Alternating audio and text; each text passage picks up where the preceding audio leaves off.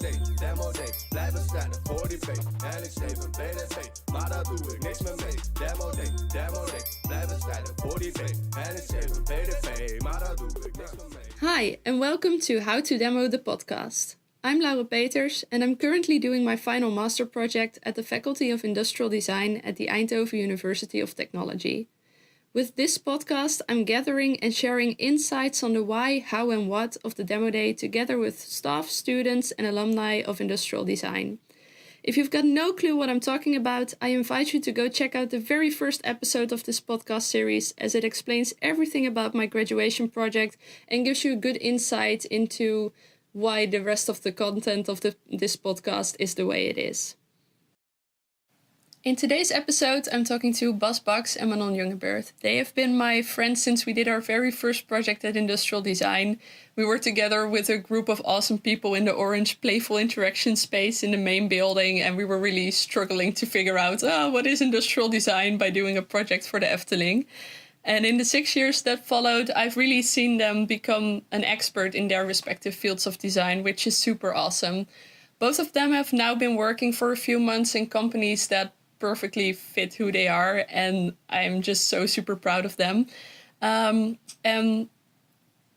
invited them on the podcast because besides me just being curious about how they experience working life and how it relates to the study, I thought it was also interesting to hear from some alumni in the industry that are not the classic faculty examples, just to see what other possibilities there are. Our conversation is quite casual, but also quite reflective and critical towards our study, which I think was super cool.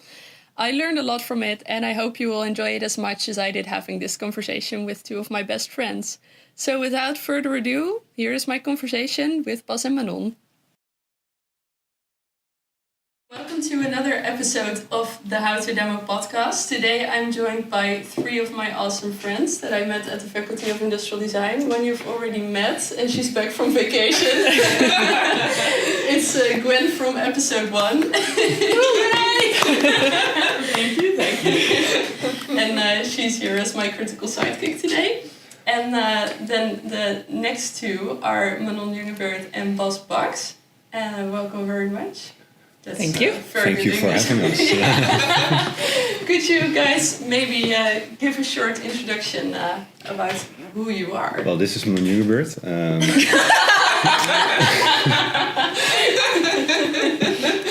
I think the best way to present yourself is to let someone else present you.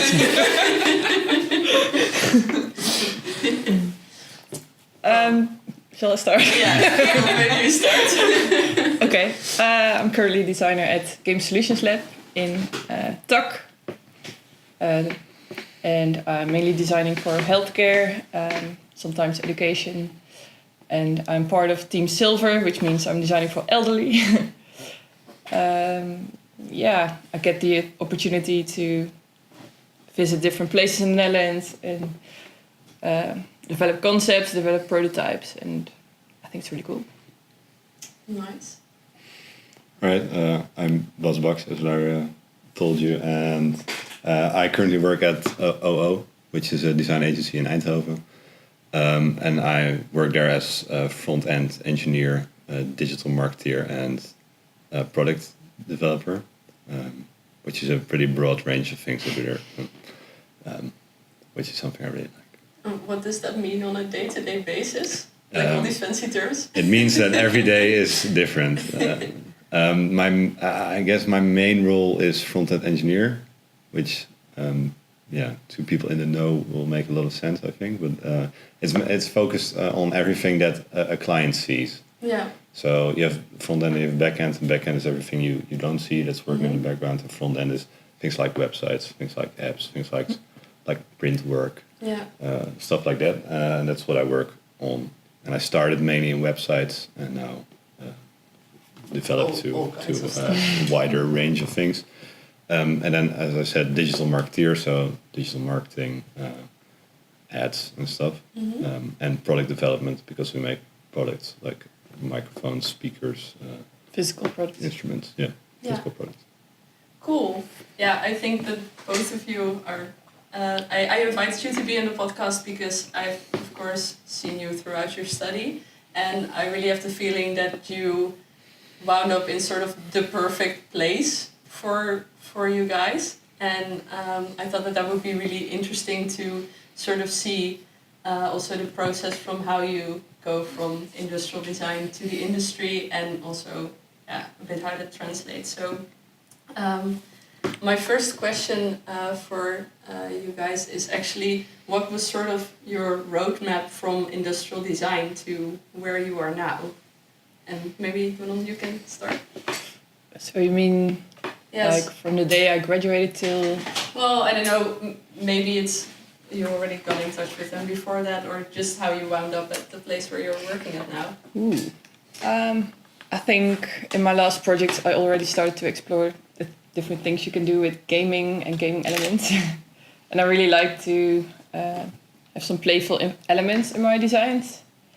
And Thank you. I'm sorry. I really like to design for healthcare purposes.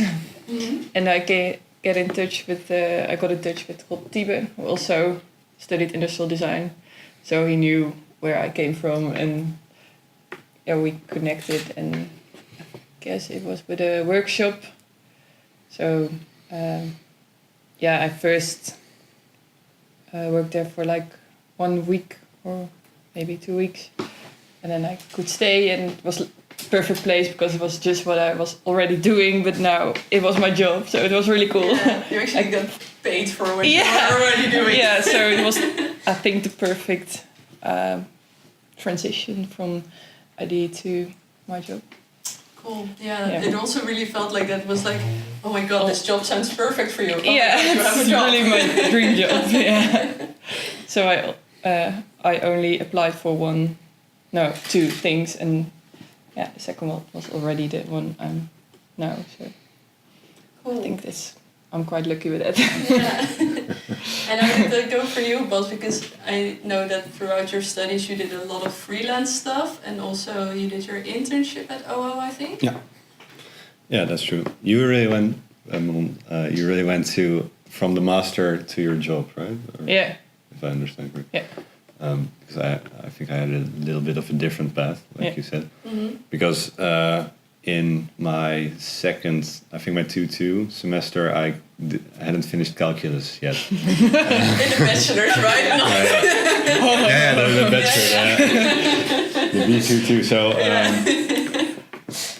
So, instead of, because I could have started 3-1 without having finished calculus, but I really wanted to do a good job on my internship. Yeah. So then I decided to kind of take a gap semester and just do calculus, which finally worked. But then I had a lot of time, in which I started working at a healthcare company in Amsterdam. Mm-hmm. Built their website, which basically was the first like serious website I built, which for me was the start of actually doing something. And at that point it was kind of more of a hobby thing.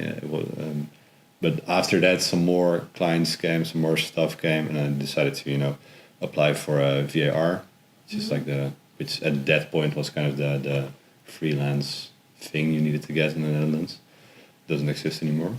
Yeah, I never heard of it. So I was like, should I know this? Yeah, it used to be the thing, but it doesn't exist anymore.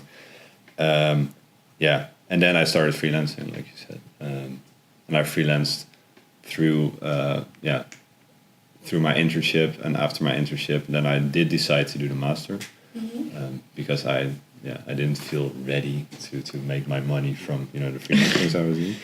And during the master, which was my goal during the master, to at the end of the master know what I was going to do to make to make a living, which in the end worked out. And now I have my job at OWOW, which was my internship company, and I also have my freelance projects at the side, that's my route from industrial design to what I'm doing now.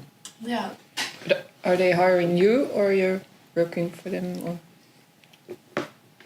are you working there? They're hiring me, and I'm working for them. Yeah, I mean, like your own You're not a own freelancer company at OWOW. or no. You're really an employee. No, Yeah, at that's OWOW, fine. I am an employee at OWOW. Yes. Yeah. Yeah. Yeah, so I thought it was sort of interesting to start here because a lot of students are sort of like, okay, so what am I going to do actually after I'm studying? And I think that you guys you have a really different route, but also I think a really successful one. So that's why I started with this question. But as you may know, this podcast is about the demo day. And what I mainly want to discuss today with you is more focused on the importance of being able to present yourself as a designer, but also to be able to present your work in sort of the real world. And maybe it's interesting to start with you, Bas, because you did a lot of freelancing. You had to get assignments in a way, or how did that go, and did presenting yourself play a role in that? Well, yes, because the freelance work I did was mainly in the art sector, I guess you would call it, which to me is 100% word of mouth. There's no applications, there's no applying for anything. There's no open vacancies. So you have to know the right people, and they have to know at the point that they decide they're going to do a project that they need your skills. So you need to have other people know what you're capable of. So presenting yourself is essential, I think, in that realm. And how did you approach that? Or were you aware of that even? No, I think I really wasn't aware of it. I really like the thing, and also because a reason I decided to do the master was because there was a backup plan. You know, I had that. I have my study, so that's what I do, and then. Yeah, at the site, or a lot of the time, the main thing I was doing is freelancing. But there's always a backup, so there were no critical mistakes you could make. There's no way I was not going to make a deadline and then not be able to make rent or something. There was a support system. Yeah. And so I just really liked taking up everything that was offered to me, and that's really what I did. I never said no to anything; I just said yes to everything. And then you get to a point where enough people know what you're capable of, and then you get flooded with work, and then at some point you're full. And then that just went on until the end of the study, basically. Yeah. Yeah, because there were points where I'm like, is Bas still even studying? So, but you did probably do something right then in either the work you delivered or... I get that's one of the reasons I did industrial design in Eindhoven, because I felt to me it was a perfect study, because there's no exams you have to make or something. There's no books you have to read, or you kind of decide your own path. And at least at that point, I guess in the bachelor it was really free, which is perfect for me because I could just do my own thing, and at the end I could use these things. If I made a really cool project in my freelancing work, this was valuable material for my study. Yeah. So I could always link these two together, which is great. I could basically, finish my study from my freelancing work. Yeah. It's perfect. Yeah. And Manon, how did words difficult? Do you have sort of a similar experience, or how did you sort of go through your study? Is there any overlap, or was it really different? Or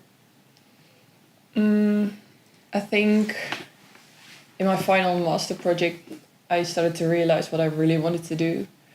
And before that, I was just trying out all the different topics, different methods. And I think the master project was really an eye-opener for me. So I could still experiment with different things and then realize what I wanted to do after my studies at industrial design. So, healthcare and still playful prototypes and products. And then I found out about Games Solutions Lab. So it was clear that should be my job. It had to be that one. And so you already mentioned that you entered a workshop there, and through that you got in touch with them. Yeah. So how did that contribute actually to you starting to work there? Well, in the workshop I was kind of undercover. They didn't know I was there with 2 roles. Of course, I was participating in the workshop, but I was also, checking out the company and the people who work there. And so, I think that's always nice to do, to first look up some details and try to get in touch with them before applying for a job in some way, if that's possible. Yeah. And during this workshop, but also the process after, did you have a normal job interview or something, or did they see what you were capable of in the workshop already? Well, I had to show my portfolio, and then they saw the similarities between the projects and the topics, and so obviously there was a match.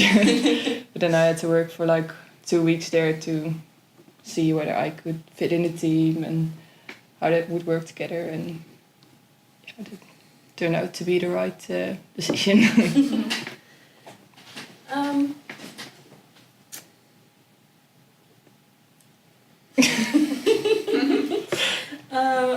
I can ask a question. Yeah, that would be nice. Well, if you're looking back now at your studies and you're presenting yourself towards the outside world, would you have done something different? You mean in the studies or? No, well, in the way you presented yourself towards companies, or not, or are you glad how things worked out, or Bas? I mean, you said you're not it sounds like it just happened to you. Would you have done something different if you would do it again, or could change something? And it's really, really hard to say. Yeah. Because as you said, it doesn't literally just happen to me, but in a way, there is an element of surprise and luck to it. So if I say I would have done anything differently, it might have happened differently, all of it. I think for me it's impossible to say what I would have done differently. Maybe I would have taken that gap semester earlier. Why? Because when I did it, it was the best decision I made during the study. So might have well done it earlier. Might have well even done it before the study, so I would have known even better what I was wanting to do. Or I guess maybe take some time between the bachelor and the master.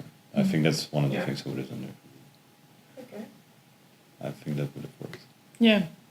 Yeah, I also did an extra internship in my master's. You want to say something else? I know what I would have done differently. Okay. I wouldn't have taken the gap semester. I would have finished the bachelor first because the studiefinanciering ended. Painful. Yeah. So now I did my last year on loans instead of having the money, as a gift. So that's what I would have done. But would that have made a change for you? I think so. Yeah. Why? Because it's a lot of money. But now you had an extra half a year, basically. Yes, but it is the difference between 9,000 euros paying back or not paying that same amount. But you also made a lot of money. Yeah, that's true. So, but that just goes back to my original point, because I don't know how things would have turned out if I. So if everything would have turned out the same and I made a different decision, I wouldn't have taken the gap semester because of the study financing. Yeah. But I don't recommend doing that to anyone, because that's not going to happen anymore. But I think it's a good idea to add an extra semester in your master's, maybe. To just have a look at the industry and go out and leave the faculty for a moment. Yeah, I think it's essential. I think it really helped me to get to this point where I am now. In what way? What did it change? Well, you have to sell your product in the end. It's not only developing prototypes, but people have to buy it. So you need to know, the end user is not the one who's buying the product, maybe, or more the business aspects, I guess. Before I was more about the research and the user, blah, blah, blah, but it's really about who's gonna pay for it. I mean, that's the most important part of... It's so corporate of you. Yeah, well... that really changed it. And you said that you did an internship. Yeah. Is that where you really learned this, or what? Yeah. Mainly, I guess. It was at IJsfontein in Amsterdam. Yeah. It's again about as designer you need to take in account all the different aspects, like business aspect, research, but yeah, you can't just develop prototypes. Did that also change how you approached your graduation project, and also definitely. how you presented your graduation project? Yeah, maybe about how to make your design more generic or something that you can still adjust it and. Oh, making your design more generic. Yeah, that sounds really bad. Yeah, I know, but like that, different people can still imagine how it could work for them. So more. How do you approach that? Making it more generic. Mainly when you're designing, in most cases you're taking one user group in mind, but in the end it could work for many user groups. Mm-hmm. So I think while designing it's good to have one user group in mind, but in the end you have to think about different contexts or to sell it more often. Bas, do you also experience? I think that's a completely different industry. If I have to make my design more generic. Yeah, because I think it's really better you've been for on that. several design weeks with freelance projects that you've been working on, and that's more of the artsy stuff. Well, which does have to appeal to a really broad audience. Mm. So, I guess in a way. But I think it's a very different industry. And I also think you're not exactly saying what you what you mean to say. Maybe you Still mean thinking of the word. you mean adaptable. Adaptable, in a way. I mean, you can like change a thing and then it's like usable for another client or another user group. Or Like a more positive way to frame it is make it more appealing to the imagination, right? So. Maybe. It's easier to imagine your situation in the prototype. Not just one user case, but I guess, which is something I have to deal with too. In what way? Well, especially as you mentioned in the design projects and artsy project, which isn't really a nice term to talk about. I'm also terminology that you don't use often because when we're discussing it like normally, I just know which projects you're talking about.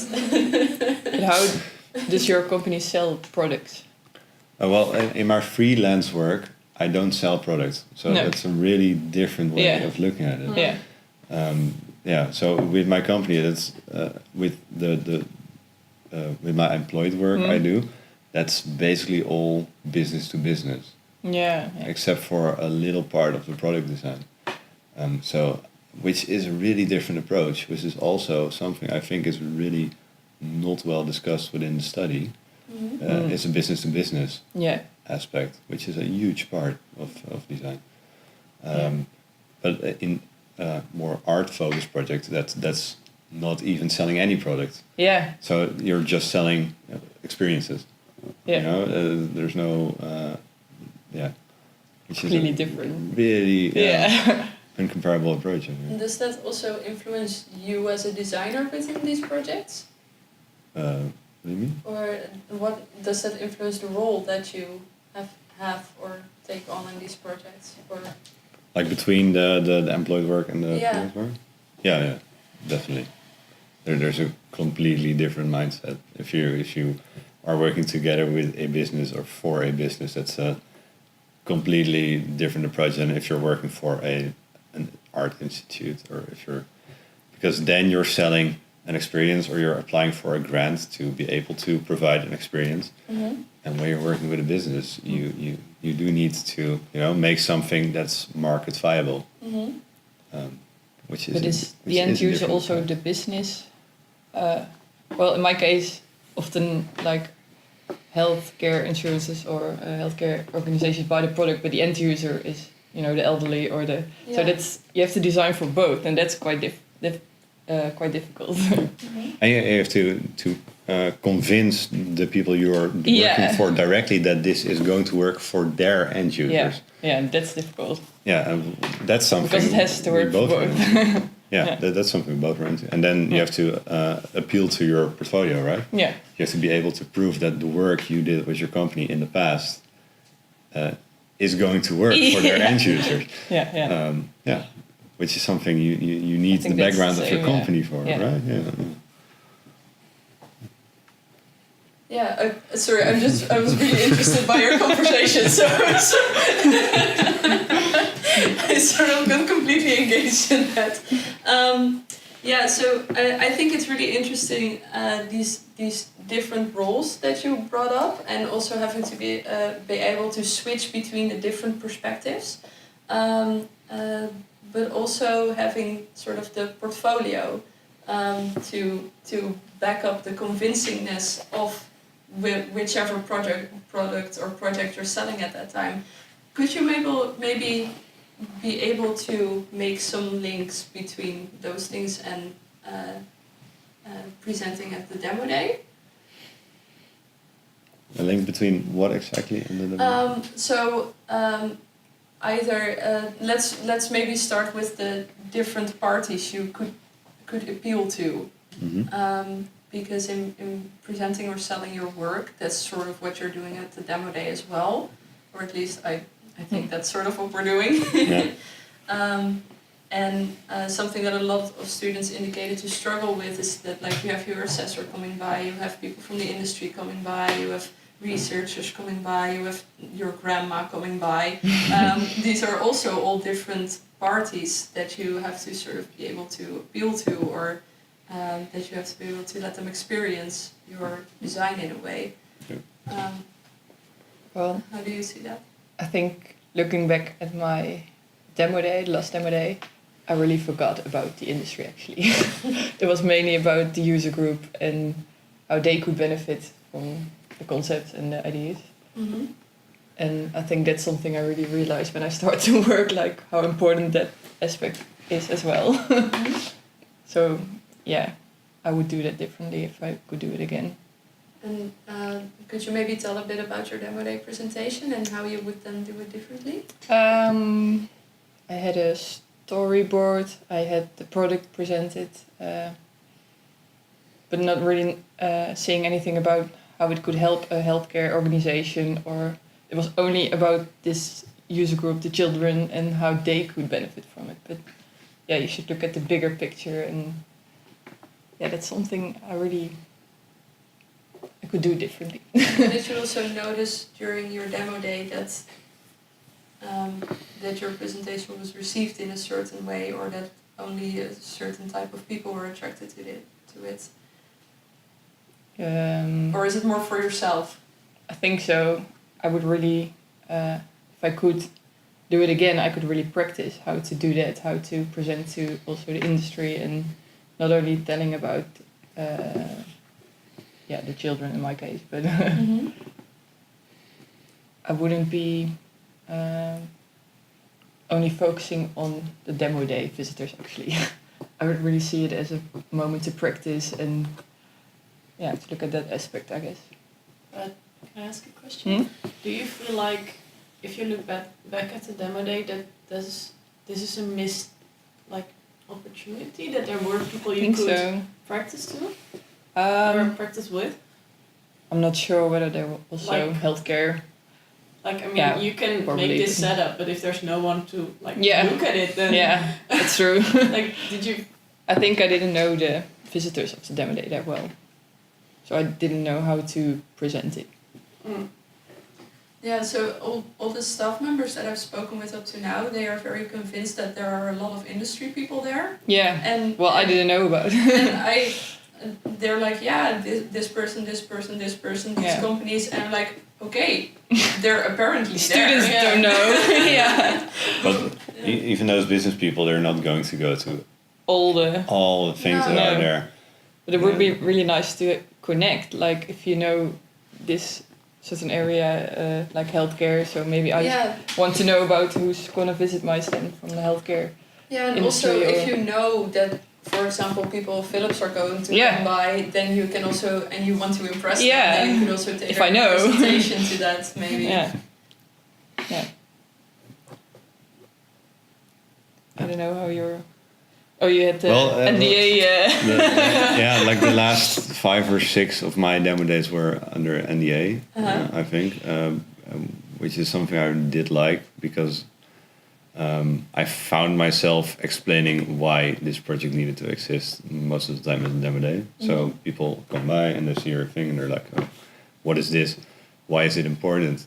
Which isn't relevant to the project, in my opinion, because you need to talk to people in the industry. They know why it needs to exist, and then your solution has to appeal to them. And that's what you want to talk about. You don't want to talk about, like my final master project, which was a really web-focused, web optimization project.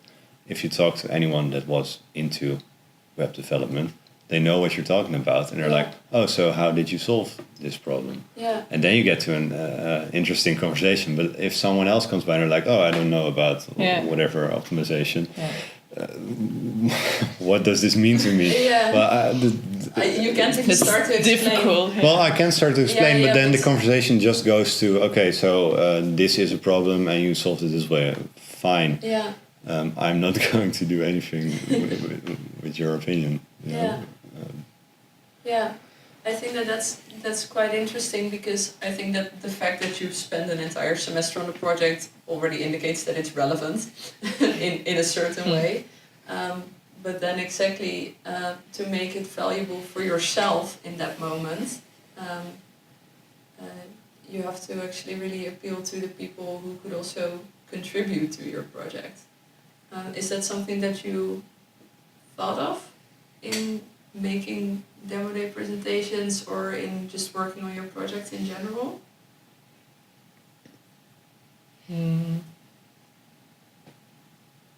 Not really, I guess. I was working together with Wilhelmina Kinderziekenhuis in Utrecht. Yeah, I think during the demo day I was only, mainly trying to present the whole concept in the whole context, especially because, how to present your ideas when they have to work in a hospital environment. And so I was trying to give that feeling in my presentation, but I don't know.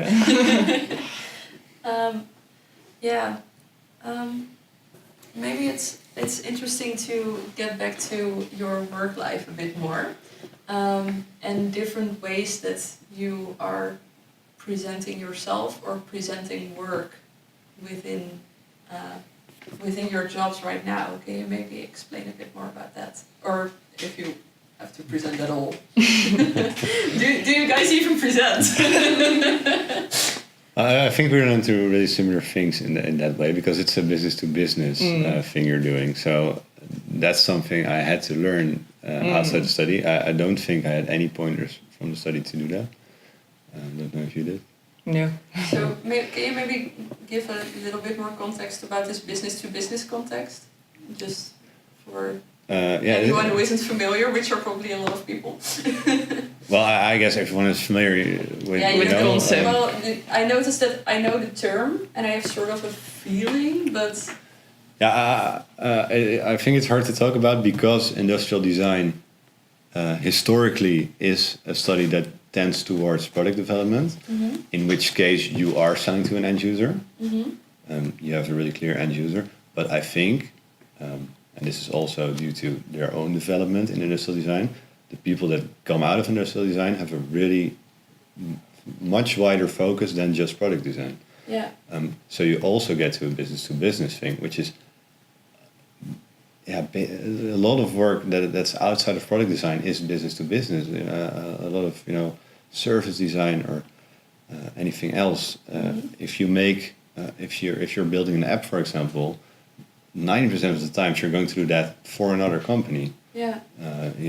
Because a bank needs some payment app or whatever, or in which case you're not working for an end user. You're working for an intermediary, which has an end user, of course. Yeah. There's always an end user at the end. But that's not the person you're selling to. Yeah. Right? Yeah, I see. that's really the difficult part of it. Yeah. Which is something I had to learn too, because when I started in my gap semester, when I started to build a website, that wasn't for an end user. I wasn't prepared for that because I was working for a business, which has their end user in mind, and they have their own ideas about end users, and there's all these layers of of management in between, and everyone has an opinion, and you also need to be able to work with that. Yeah. It's really about stakeholder management, actually. Yeah. How to include all those different opinions and make a decision like, we're gonna listen to it. Yeah, there's this huge, communication. Maybe the company's thing. asking for this, but the user needs this, and then there you go. And then you're there as designer trying to convince this company that the end user wants another thing, and that's really difficult. And But how do you approach that then, convincing them? well, mainly experience, like projects you did before, and examples also work really well. And you were talking about presenting yourself. I think I'm barely presenting myself anymore. It's more about the team and the company I'm presenting. Yeah. So that's also something I really need to get used to, because you have to think from a more more broader perspective, more broader vision. But that's really cool though, and you're having a part in that. But yeah, it's really switching. Yeah, I can imagine. Yeah. Because we're basically if you're for both the bachelor's and the master's in industrial It's design, about like you. 5 years, just yourself. Your vision, your identity, and now you have to combine them all in the team. And Yeah. Do you have similar experiences with that? Well, I think in a way yes, but also I do feel like I'm presenting myself every day, right? Because in every email I send, and every meeting I have, and every phone call I make, I do use a certain tone of voice, and of course. Which is presenting yourself, right? If you're calling a but new person, I was only thinking about the product. Okay. If I'm calling a new person at a potential partner in whatever project, I am presenting me. I'm presenting my company, but the company is fronted by me in this case, and they need to like the person that the company is, because they don't look at the company, they look at the person that they're talking. But is your vision changed, like since you graduated? I don't know. I don't think I've rewritten it after that. No, but like. But do you actually still use things like your vision and professional identity? Because we've had to spend a lot of time on developing those. Yeah, but I think I do use it, but not in these terms, because I just found my vision and identity being burned down every semester, which is really frustrating. We don't like you. That sucks. But in what way do you then? Well, I mean, I do have my view on design and on my sector, and how I got where I am, which is not really far or anything, but it's stable, and I'm proud of it. So I do have my views on that, of course. Does that also help you in, for example, these meetings and everything, and being able to represent your company? Yeah, definitely. And I know how I want people to see me. I know I cannot always make that true, but it is something, it's a stable thing I can tend towards, or try to talk towards, because if I know how I want a company to see me, or if I know how other companies tend to perceive me, then I know how to talk to them, and I know how to talk to them successfully. And that's also about sales. Yeah, I mean, yeah, of course, but in a way, everything is.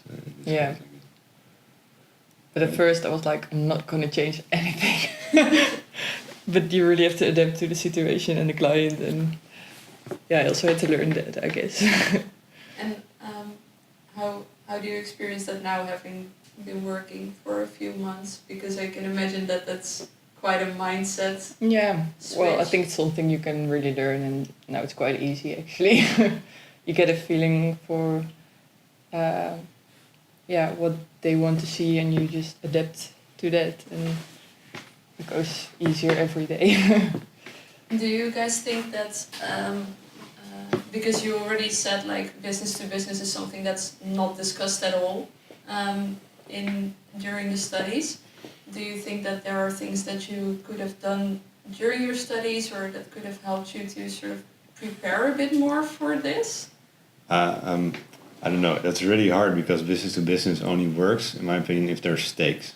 Mm-hmm. So there needs to be something on the line, and that's not feasible in a study project, right? You agree?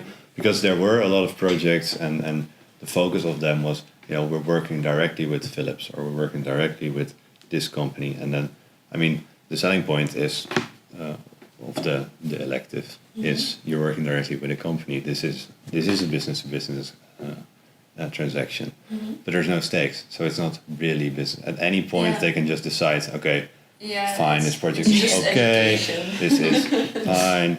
We're not going to do anything with this. But if there's stakes, everything changes. And I don't know if there's a way to simulate this. But maybe the way I see it, there, when you would look at the demo day, there's not literally stakes, but there are opportunities. In a way. Yes. So maybe you could create them for yourself, but I don't know if that's. Yeah, but the perceived opportunities are low. I didn't ever go into a demo day where I was like, I'm going to meet whatever client that's going to pay me, a life-changing amount of money. Life-changing amount. Yeah, that's true. I guess there was this one bachelor college course I did, which was open innovation. Oh yeah, I also did that. And there was like this game running throughout the semester, and you had to invest in stuff. And I guess this came close at some point because we were thinking about what, in this case, the market, which was the teacher. And then you could win. Okay, I missed something. I mean, there were stakes. The stakes were low, but the stakes were just, we want to be better than the other. It's competition. And every group was a company. So you were just with 5 people, and you had some wacky idea every week of whatever, drones delivering pizzas. Oh, that's nice. But then someone decided that some ideas were good, and they got like an innovation bonus and other ideas. As well. And you have to invest. And you can invest in other companies, and but they had Also to. in universities. And Yeah, stuff. but also people started screwing each other. Yeah. You could invest in someone, but they invested in someone else, and then you got this like Sounds like the real world. which so I mean that was kind of cool. I think that was I guess that gave some insight in how people behave under stakes. I think there were some kind of stakes you could go bankrupt or something with your company, and then you also got a bad grade or something. There was something like the grades were linked to how well your company was doing. So there were stakes, which I guess was cool, which worked. Sounds cool, actually. I would actually sort of like to get... I may be misremembering this. No, It wasn't that. it's sort of coming back to me a long time ago. I would like to go a bit deeper on the sales part, because you guys both said a lot of it is actually sales. We're right all now. about sales. It's all about the sales. No, but this is something that you're not really practicing a lot during your studies. Do you think that there's more opportunity to do that, or if there are ways that you could during your studies practice this more, or is it even relevant to practice it already? I think some people do it, but they get to do it because they have a project that appeals to the faculty, and they get to present the project at a conference, or they get to present the project to Philips or whatever they get to take the project further. And that's a really good opportunity, but it's not an opportunity everyone gets. Yeah, Manon, you did have that during your bachelor's, right? With Experio, that you got out of the faculty a bit more. Oh yeah, that we could present at other events. And stuff. Yeah, you were on television. Oh yeah. 1 minute. Nice. You know that one of my previous guests actually used Experio as an example of a good demo day presentation. Wow. Whoa. I was like, oh my god, that's one of my friends. Yeah. Nice. Could you maybe tell a bit about your experience with that? With presenting Experio? Yeah, or what did you get anything out of that? Ooh, a long time ago. Should we explain what Experio is? Oh yeah, it's an interactive dance floor with lasers. It's a triggered music generator. Yeah. Oh yeah. Triggered music generator. Well, I think with this concept, it was really easy to understand it by just experiencing it. Mm-hmm. While most concepts at the demo day, you really need to read the story and talk to the person who designed it. Mm-hmm. So I think that was really strong with presenting Experio. It was just go ahead, dance, and you know what happens. And I think that simplicity is really the strong key when you're presenting and taking it to. We went to London as well, and we sold it to China, some university. I don't know where it is now. They're still dancing every day. Skills there. Yeah. So in my team we had kind of task division, which was really nice. So like mechanical engineer and more sales, Luca, and the concept designer, and that worked really well, I guess. And that's why it was such a success. Nice. So can I? Yeah, of course. So are you saying now it's also like the team? Because I'm hearing you say like mechanical engineer, concept designer. That's why it was a success. Yeah, not only the product, but maybe also the way we present it. Yeah, because you have such different perspectives, and when you're designing this presentation, you have to think for the whole team. And How did having these different perspectives within the team change your presentation or shape your presentation? Maybe a better. well, if you're doing it on your own, it will be of course different than with the team. I think it's actually better to when you design it with the team that you also design together the presentation, and I think it's a good thing. Yeah. Bas, you have been involved in several Design Week and Big Expo presentations, or at least sort of building them. Could you maybe tell a bit about that and how the building of such a presentation goes and what the focus is?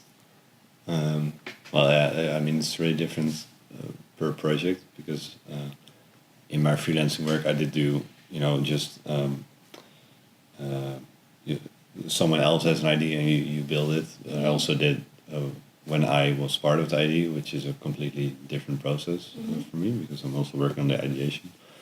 And usually then I'm working on the digital and the electronics of whatever project it's going to be. Could you maybe explain one project that you enjoyed most working on and also creating the presentation for, and how that process went? I think like the most complete project was a project we did this year for the Milano design. The flying chair? No, not the flying chair. Because that's different. The flying chair, you mean the neurotransmitter? The sensor, yeah. Yeah, that's Daniel de Bruyn's project. Okay. I had an executing function on that. He had an idea, and I built that idea. Okay. So that's a completely different approach. This is a really fun project. Oh yeah, I guess so. It's super cool. Yeah, and I guess it's in a way it's similar to Experio because you get to take part in it as a and that's You also see what happens. Yeah, and that's also why it does really well at Exhibitions. exhibitions better than in Tivoli, Utrecht yesterday. So taking part in it, you mean that's actually the visitor gets to be part of the project at the exhibition? Yes. Yeah, that's a good one. Yeah, and that's super fun, but it's also irrelevant to selling the project, right? I mean, in a way, because if people could help. Yeah, but if someone enjoys it, that does mean it's a fun project, but it's not going to be a successful project necessarily. It doesn't need to be picked up by someone who is not the person that's enjoying the But as I was saying, that like the most complete project was the thing we did this year for the Milano Design Week, which was J8D001001S. Oh, this sounds like a very good project name. But it was. I think it was memorable. You had you had the booklet of the Slane de Mobile, and there was like all these whatever names translated from Uzbekistan to like English the to Icelandic. Irish version of the word star. Yeah. We had like this super whatever technology name. It stuck out. Nice. But in that we just knew we had this fund, the Stimuleringsfonds that we could work with, and we just had to convince them that we had an idea that was really cool, So that's all we knew. And I worked with Daniel de Bruin and Jelle Mastenbroek. We came up with this crazy installation with cameras looking at you, and as soon as you look at the camera turns away, and they hide in all kinds of different places. There's like one behind a newspaper, and there's one behind a Luxaflex, and there's a camera that just turns away all the time, and everyone is spying at you, but they also react to you. And in that way, we had to first, conceive a concept, conceive a proof of concept. We had to present this to Stimuleringsfonds in this case, and they were really convinced by this, and that was also partly because Daniel de Bruin and Jelle Mastenbroek were known names to them, which really helps. Yeah. Because they know these guys can deliver. Yeah. And they know that I can, make it functional. Yeah. So in that way, that works. And then when the idea is completed, then the actual work starts. And then, the idea completely changes after that. So they're like, whatever we proposed to do the fund was, You didn't make that. I mean, we did make it, but it was far away, and everyone liked it in the end. But it did give us the freedom to start working on something, which is something I really like, to just work on something and see how it turns out and what works well, and then working with that. A really trial and error approach, which is something I really enjoy. Yeah. And in this case, it was completely focused at being at an exhibition. It wasn't a product we were trying to sell. It was something that needed to be at an exhibition. Yeah, it's different.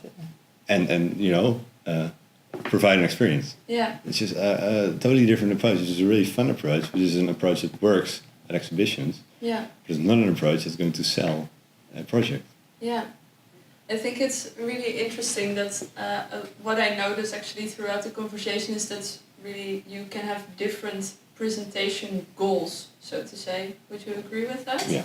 Definitely, yeah. And maybe to sort of start rounding off the conversation, we can relate that sort of back to the demo day, and I would maybe like to ask you if you could present your final master project again. What? Like in a pitch?